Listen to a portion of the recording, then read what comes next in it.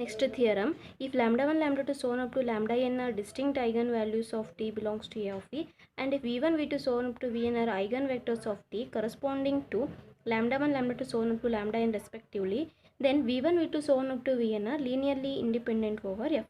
Here, the given that lambda 1, lambda 2, so on up to lambda n are the distinct eigenvalues and corresponding eigenvectors are v1, v2, so on up to vn.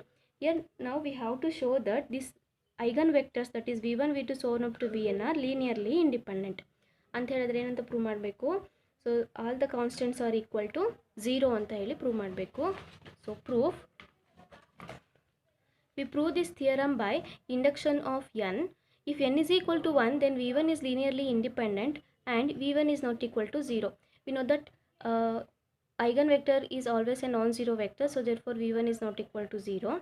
Assume that n greater than 1. Suppose we have a relation that is c1 v1 plus c2 v2 plus so on up to cn vn is equal to 0 such that ci belongs to F. Call this as equation 1. So linear combination agi bardidivi vectors na. So now we have to show that all the constants, that is ci, is equal to 0.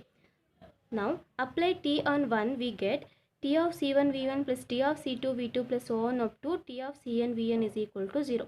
Since t is linear operator, we can write it as c1 of t1 of v1 plus c2 t of v2 plus so on up to cn t of vn, which is equal to 0. Here the given that v1, v2, so on up to vn are the eigenvectors and corresponding eigenvalues are lambda 1, lambda 2, so on up to lambda n. So now by using the definition of eigenvalue, t of v1 can be written as lambda 1 v1 and t of v2 can be written as lambda 2 v2 and t of vn can be written as lambda n vn. Now substitute the value and we get c1 of lambda 1 v1 plus c2 lambda 2 v2 plus cn lambda n vn is equal to 0. Call this as equation 2. So now multiply equation 1 by lambda 1. So that is we get c1 lambda 1 v1 plus c2 lambda 1 v2 plus c3 lambda 1 v3 plus so on up to cn lambda n vn is equal to 0. Call this as equation 3. Now 2 minus 3, that is first term is get cancelled and in the second term we have c2 and v2 as common, that is c2 of lambda 2 minus lambda 1 v2 plus similarly c3 of lambda 3 minus lambda 1 v3 plus so on up to cn of lambda n minus lambda 1 v1 is equal to 0. Now we know that v2 v3 so on up to vn are the eigenvectors. So eigenvectors is always a non-zero vector, so therefore these v2 v3 so on up to vn are not equals to 0. And in the hypothesis we have v1 v2 so on up to vn are the distinct eigenvalues. So therefore lambda 2 minus lambda 1 is not equal to 0, lambda 3 minus lambda 1 is not equal to 0, and similarly lambda n minus lambda 1 is not equal to 0. Now the only possibility is c2 c3 so on up to cn are equal to 0. So which implies ci is equal to 0 for I is equal to 2, 3 so on up to n.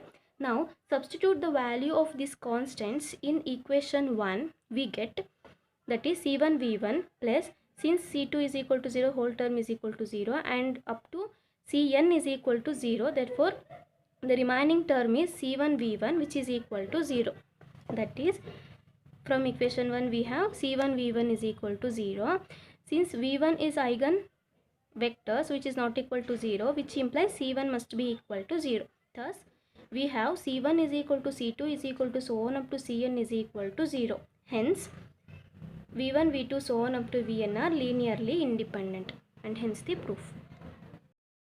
Next corollary, if dimension of v is equal to n and t belongs to A of v, then t can have at most n distinct eigenvalues in F. Proof, since the given the dimension of v is equal to n, it means there exists a basis for v as n elements.